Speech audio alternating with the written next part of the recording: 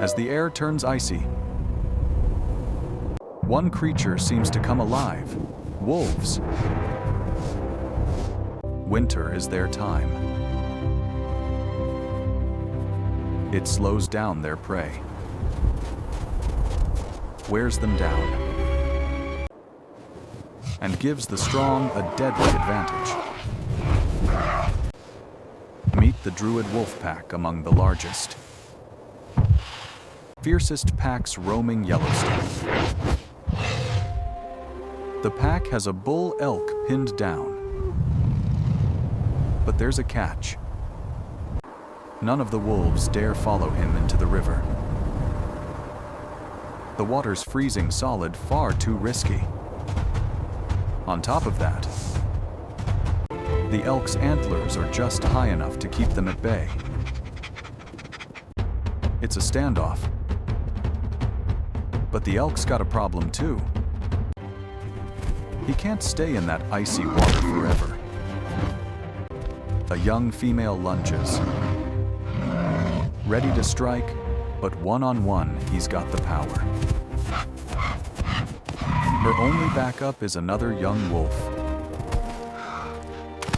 Neither is strong or experienced enough to bring down a giant elk alone. It's enough to spook him. He bolts back toward the river, where he knows those wolves won't follow. But the longer he remains in that freezing water, the weaker he becomes.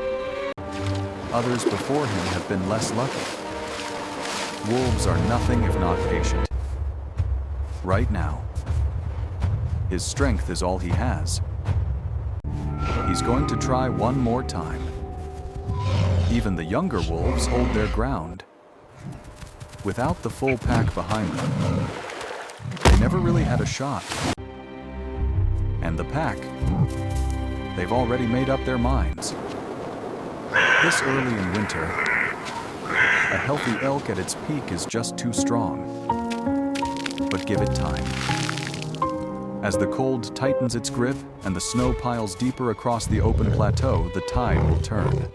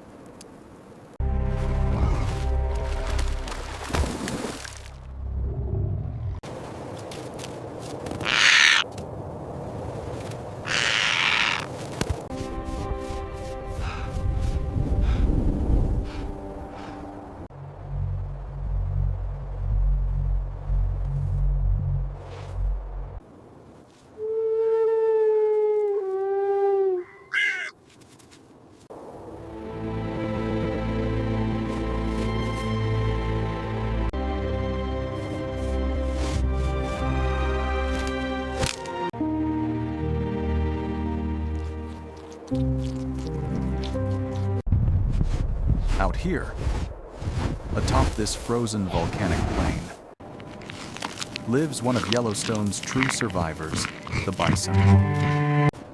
Winter might be brutal, but they're built for this.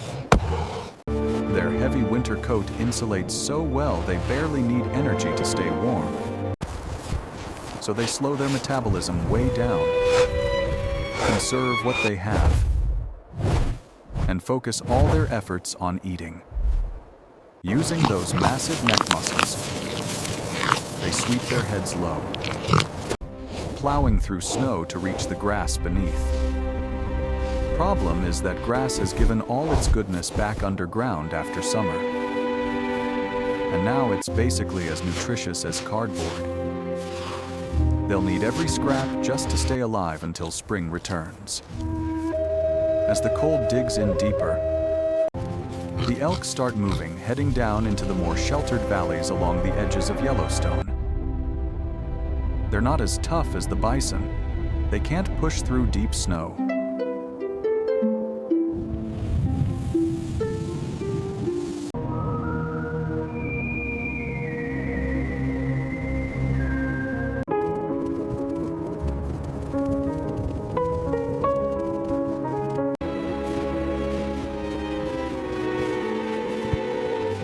But this move brings them straight into Druid territory.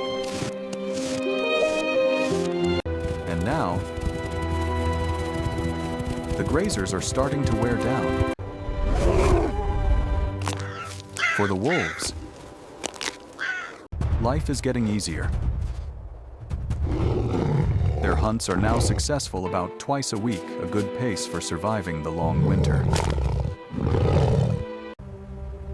With full bellies, there's even time to play.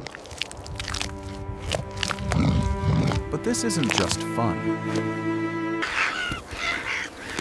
These games sharpen hunting skills and strengthen the bonds that hold the pack together.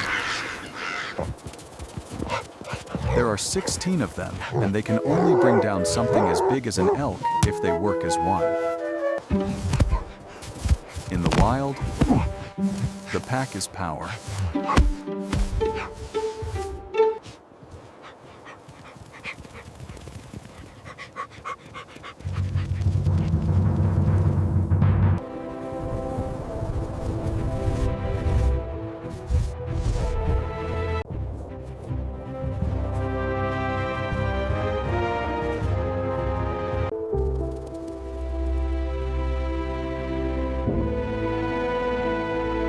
High above, a bald eagle scans the frozen landscape. It can spot a carcass from miles away, but it's not the only one watching. A coyote has been shadowing the wolves, waiting for his moment, and now that the pack has moved on.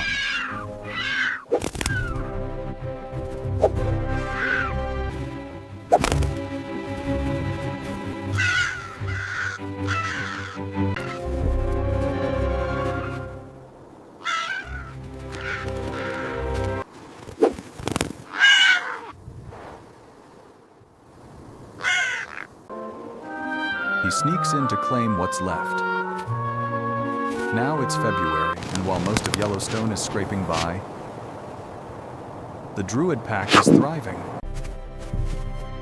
They're in peak condition. And that's when things start to shift again. The young females come into season. Hanging back is a lone male, an outsider with no territory, trailing the pack and feeding off their leftovers. But food's not what he's after right now. The pack's alpha male is their father, so the young females won't mate with him. That gives the intruder a chance. As long as he stays out of sight. One female slips away for a secret rendezvous.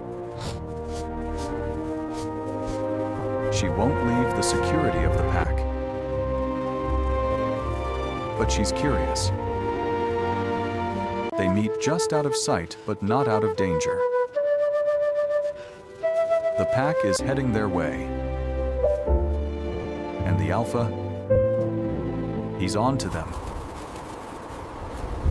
He's not about to let another male move in on his territory or his daughters. When wolves mate, they lock together for up to half an hour.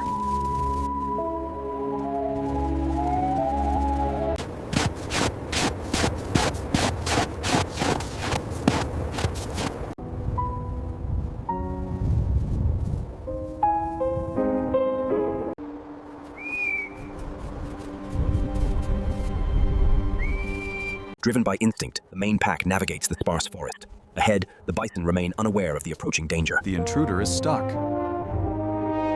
He can't run. The alpha charges. And it's enough to send the intruder fleeing barely. The alpha returns to reassert control. And the lone wolf retreats back into the shadows. But if he mated long enough, he may have passed on his genes. And his pups. They'll be raised in the safety of one of the strongest packs in Yellowstone.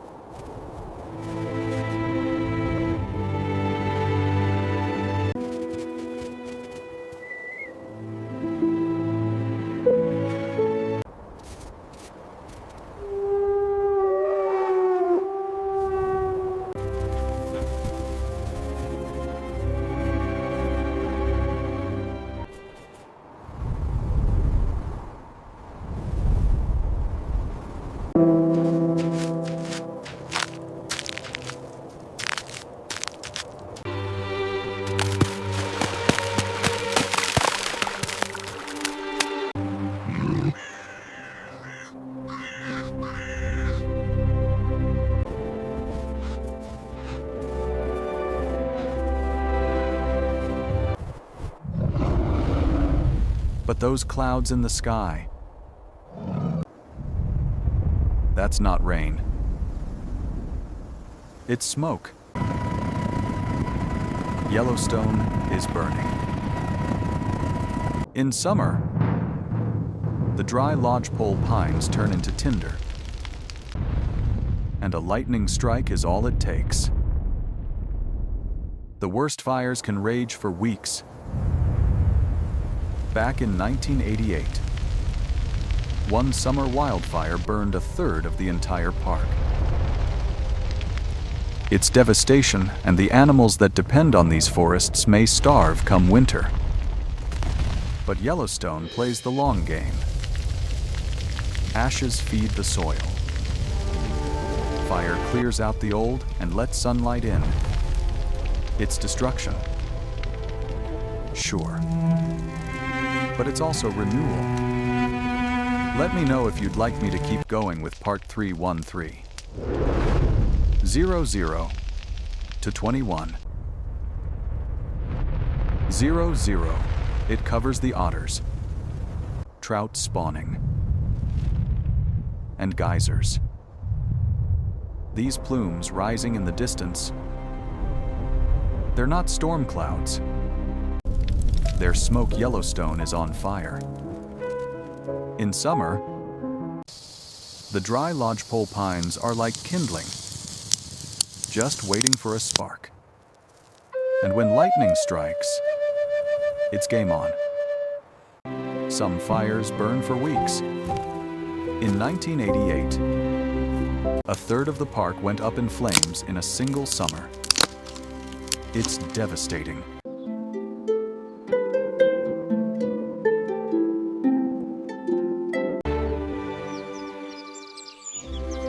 Animals that rely on the forest will struggle to find food when winter returns. But fire, as destructive as it seems, is part of Yellowstone's rhythm. Ash feeds the earth, and once the flames die out, the light comes in. New life starts to take root. Come August, young hummingbirds flock to the open fields, feasting on fireweed that's risen straight from the ashes. But for them, summer's already winding down. They've got to chase the sun south before winter sets in again. The forests may be scorched, but water still clings to the land in lakes carved long ago by ancient glaciers.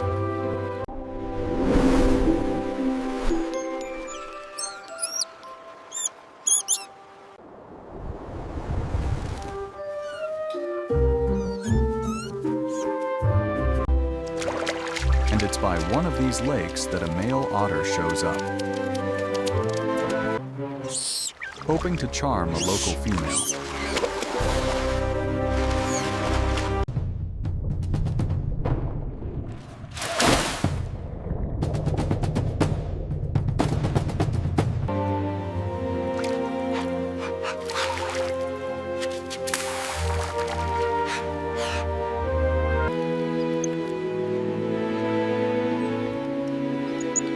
She's not in the mood. Her attention is locked on her two pups. They're about 10 weeks old now.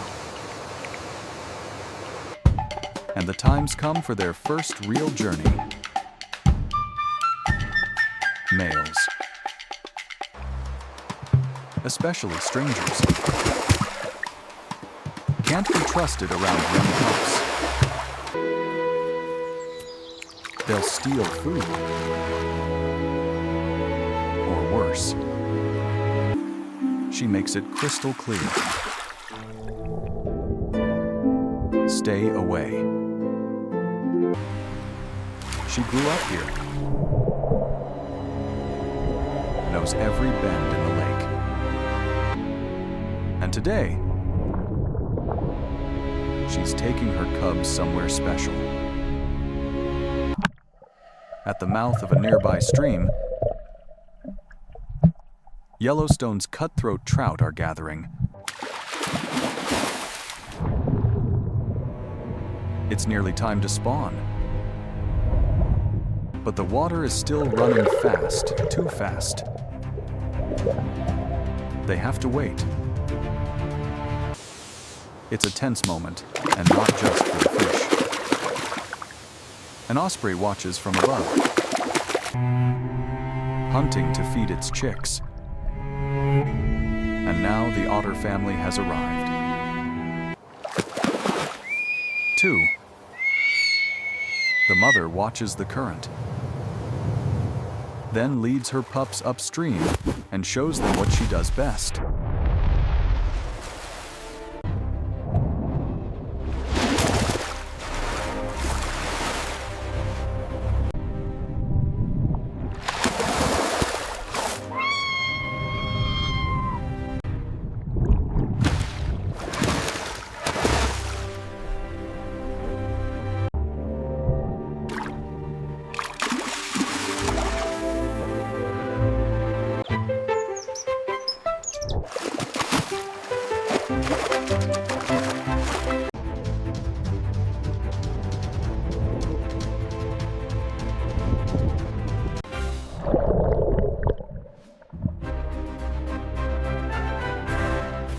Success.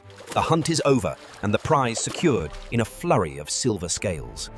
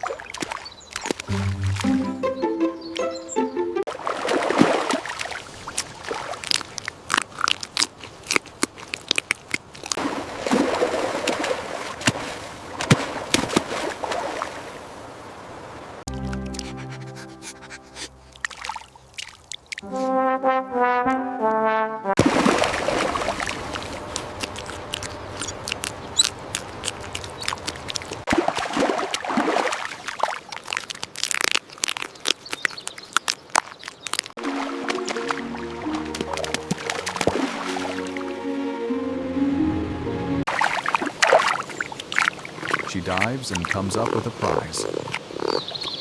A large trout. Fat with eggs. First,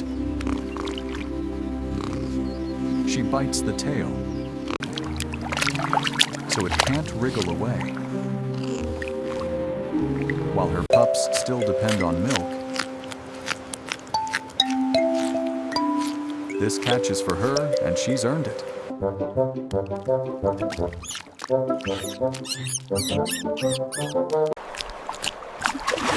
They're happy with scraps for now. Soon, the current slows just enough. The trout begin to spawn in a quick window before the water gets too shallow.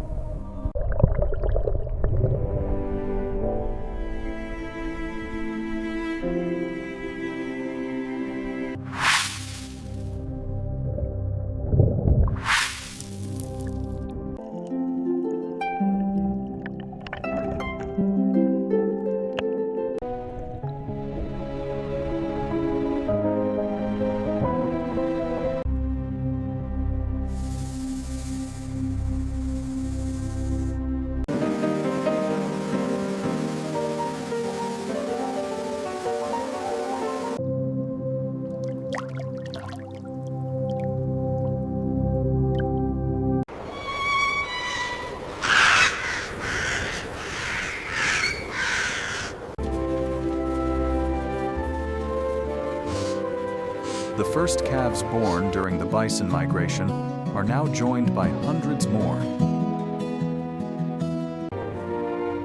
It's a baby boom on the plains.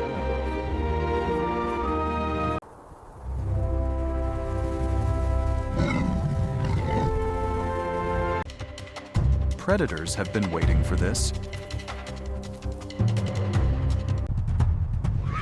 Coyotes are opportunists. They've got a bold reputation here. But one coyote alone.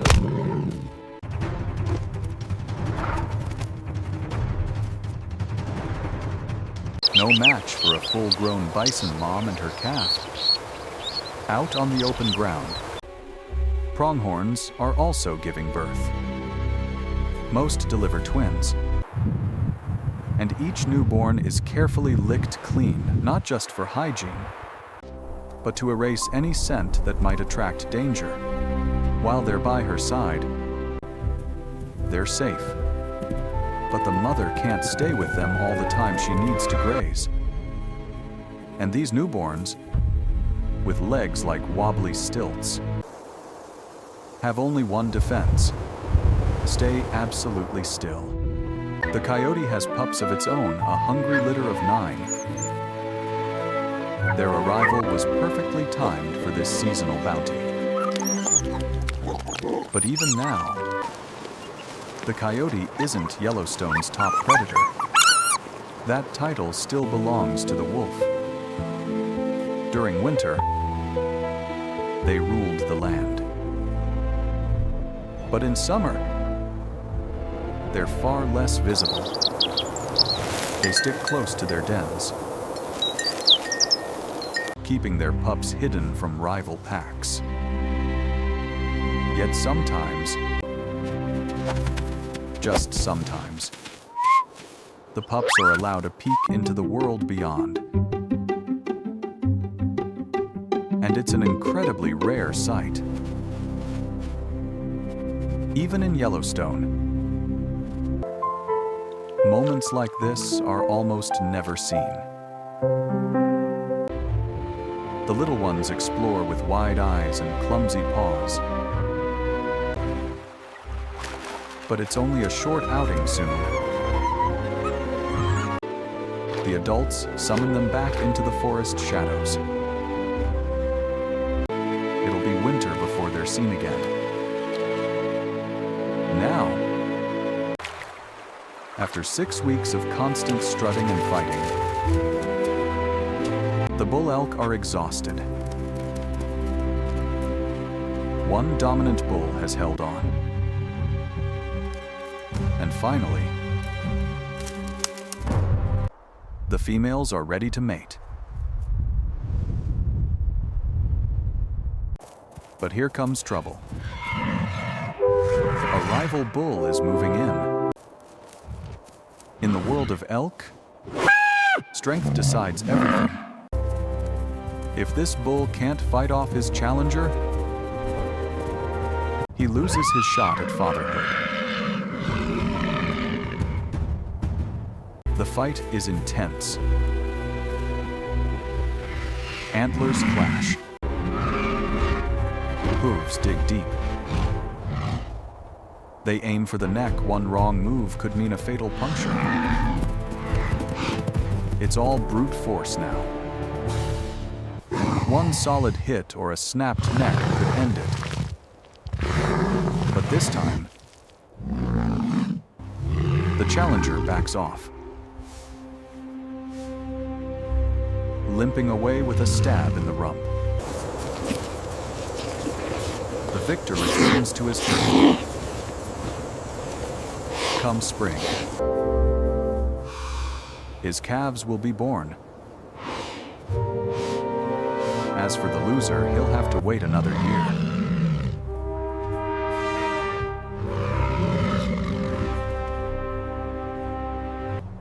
That's if he survives the winter. Rut takes a heavy toll. Many bulls, worn thin from the fights, won't make it through the snow and cold. It's now November. Snow is at their heels. And the elk are on the move again, migrating to lower ground.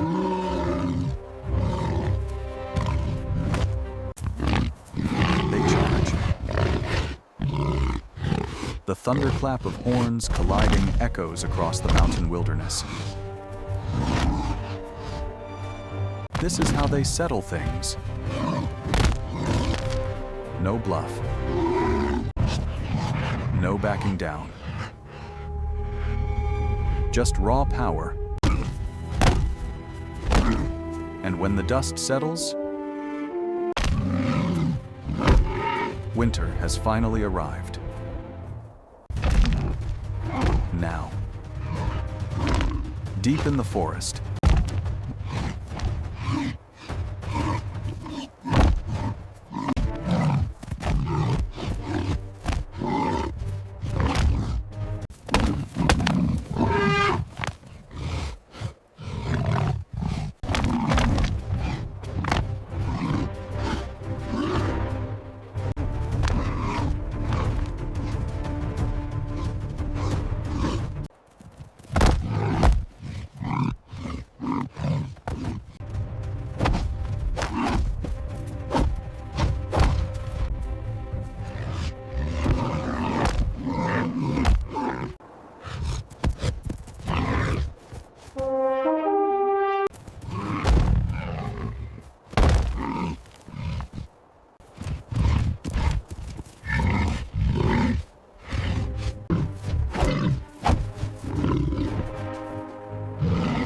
one of Yellowstone's most industrious animals is racing the clock.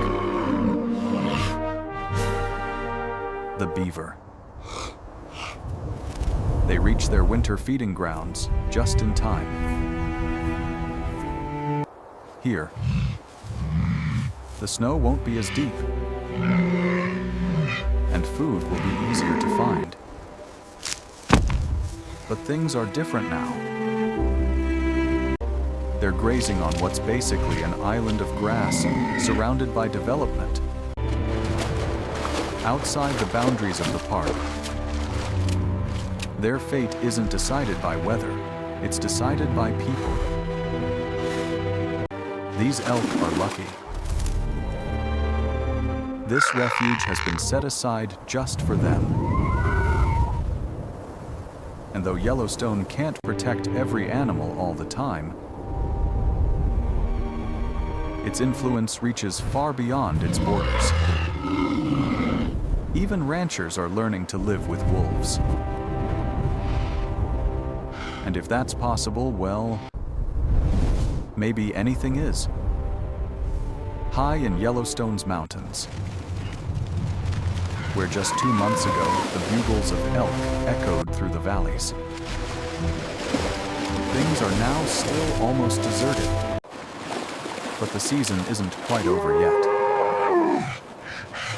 The last act of autumn is about to begin.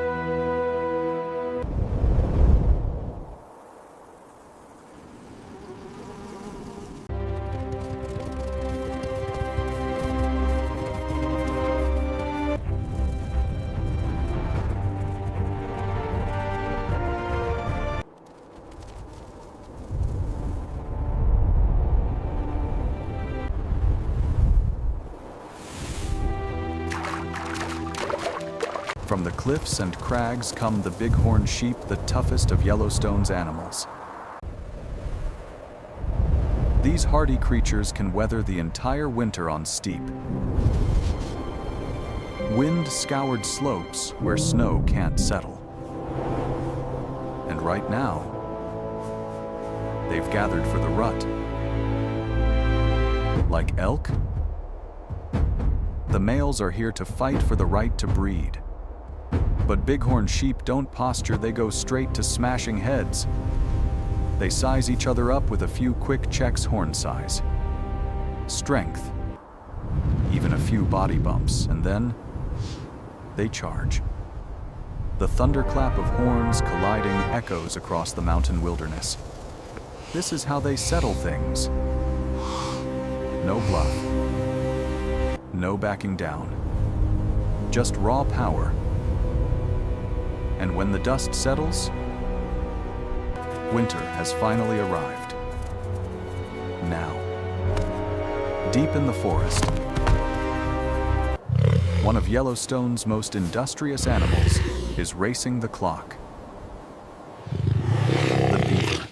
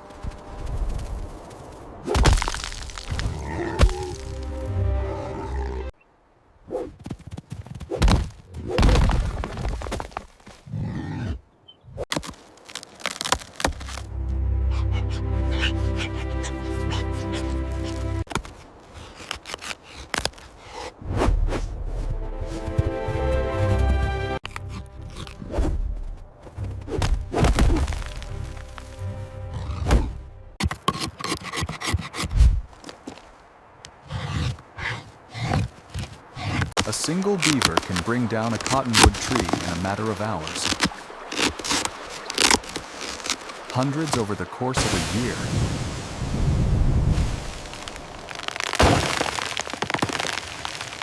But they don't chew all the way through, just enough to let the wind take it down.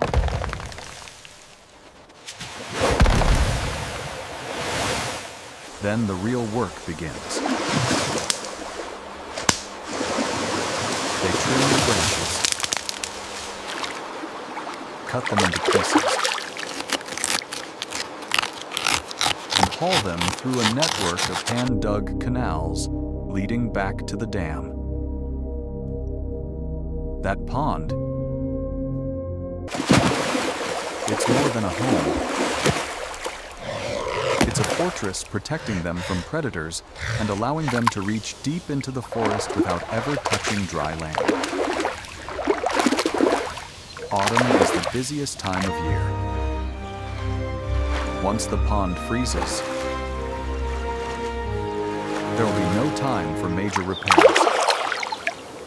Any sound of running water, that's their cue to patch, plug, and seal with timber and mud. But the dam isn't just for the beavers. Moose, too, come down from the forest to feed on the pond's aquatic plants rich in sodium, a nutrient the forest lacks. And now, the beavers reveal another trick. Those smaller branches they've been dragging around. They're not for construction, they're for food. They jam them into the lake bed like an underwater pantry. Once the ice sets in, the beavers won't be able to forage above ground. But they'll still be able to swim under the ice and nibble from their hidden stash. But they'll have to protect it because moose like twigs too. And this young bull is getting a little too close.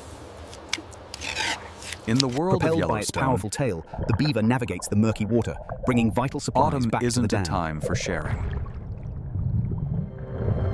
The female trout digs a small trough with a wriggle of her body. And the male fertilizes the eggs as they fall. It's a fleeting moment, but one that brings millions of new lives into the world. Beneath the surface of Yellowstone lies something ancient, a molten core of fire. That underground heat pushes water to boiling, sending geysers shooting into the air. The grotto geyser, with its strange, twisted forms, is actually made from trees petrified, locked in time by minerals rising from the earth. As hot water seeps into the valleys, it scorches the roots of trees, keeping the forest in check and leaving open space for rich pastures. And those pastures